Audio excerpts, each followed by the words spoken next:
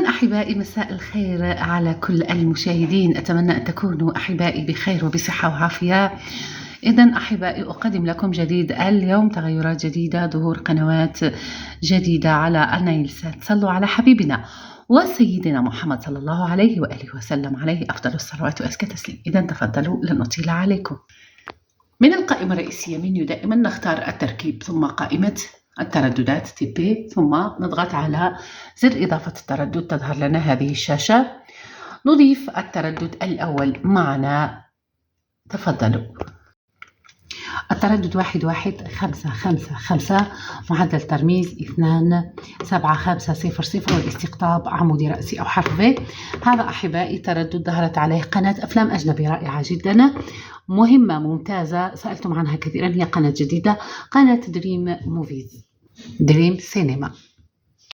أضيف لكل الذين قدمت لهم التردد الثاني للقناة، يجدونها على هذا التردد ولا يجدونها على التردد الذي سأقدمه.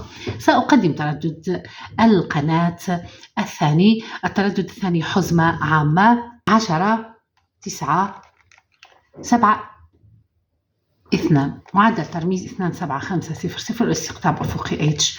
هذا أحبائي تردد قناة دريم سينما، دريم موفيز، أفلام أجنبي رائعة جدا على النايلسات.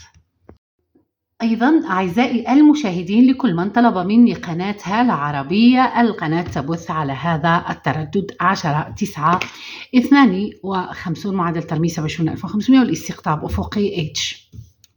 قناة مسلسلة رائعة جدا على التردد 12015، معدل ترميز 27500، الاستقطاب كما ترون V، حرف V، أو تجدونه عمودي، كلمة عمودي أو رأسي.